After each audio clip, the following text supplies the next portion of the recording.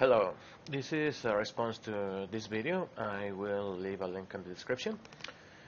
This is an unscripted video, so don't expect it to be very concise.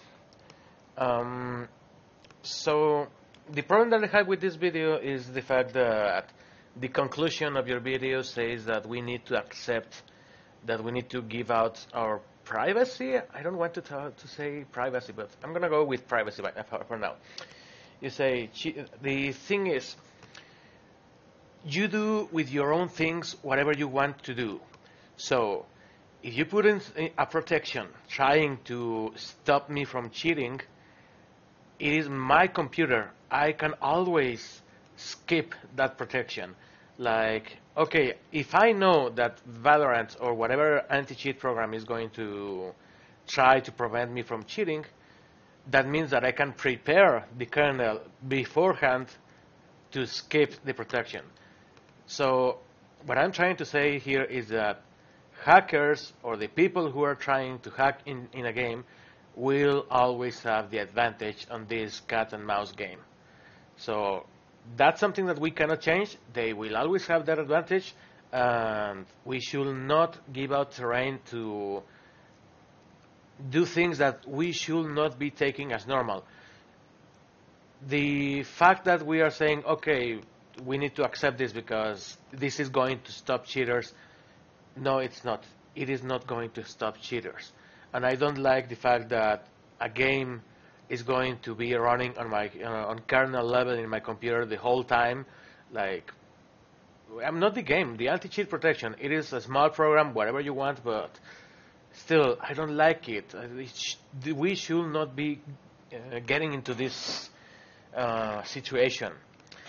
The actual solution, and it's not like the best solution because there's no easy solution to the cheater problem of the games, is trying to put some kind of police, trying to get something like Overwatch on. I think it was CS:GO or I don't remember the game, that people can watch the games and say, oh, this person is actually cheating, this person is actually doing something that should not be normal. And if you want to say, okay, we need to give out something if we want a full experience without cheaters, then if we are going to give out some of our privacy, my suggestion is, okay, new accounts for the game should have some kind of proof of identity. They should ask for my passport or for some kind of documentation that identifies me as a unique person, and if I cheat and I get banned from the game, I cannot play in the game ever. Like, never. Forget about hardware ID, forget about any kind of identification that is virtual, because, okay, if I have the money, I can just buy a new computer, I can just change my network, I can just do whatever I want to skip the ban. But if we are going to give out privacy, then ask for my personal information, my home address, my phone number, my name, and then you say, okay, this individual is registering a new account, and if he cheats, he gets banned with all his personal information. If I try to create a new account, you are going to ask for the same information, and I'm banned. You are not going to let me create a new account. That is the way if we are going to give out personal space. You are going to say, okay, but we are not talking about personal space, we are just talking about your computer and the kernel space. Well, it's kind of the same. We should not allow any kind of company get access to this low level of the kernel. Just think about being able to skip any other kind of protection like the antivirus. What if I let this happen, if I accept this, like, oh, this is the new reality that we live now, what happens if the company tomorrow decides, oh yeah, I'm just gonna collect the information of this user each time he puts down a password on a web page. I'm just gonna collect them because I am trying to find if he's cheating or purchasing cheats on a website.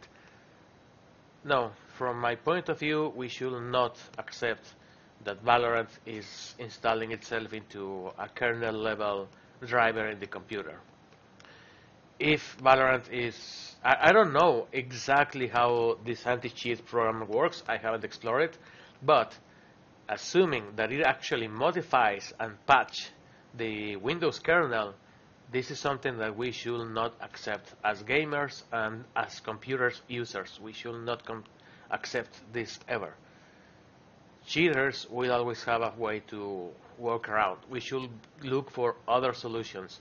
Like I said, we need to get, I don't know, this is a very complex subject. I know it is not easy to just invent the holy grail to the anti-cheat mechanisms, but I think we should not let companies go down this way, because think about this.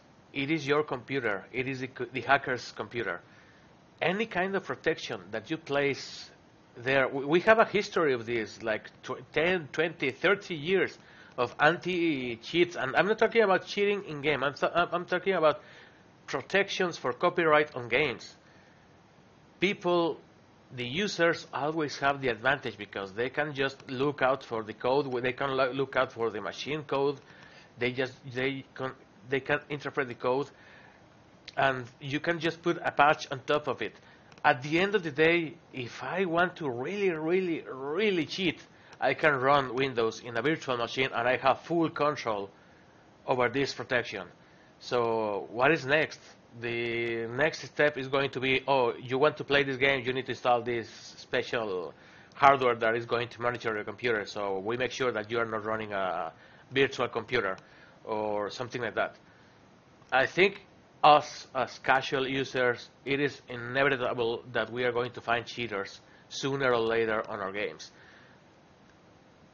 We should be focusing more on the fact that in esports and stuff like that, on a pro level, they are not going to have that many cheats. I know there has been cases of people cheating on pro scenes, but it is a more controlled environment. Like, people are not going to be able to install so easily cheats on those machines, and you can do whatever you want on the pro machines, on the esports machines, on an event, to prevent players from cheating. But on a personal level, on my personal computer or whatever, I really, really don't think we should be allowing this to happen. That is my opinion.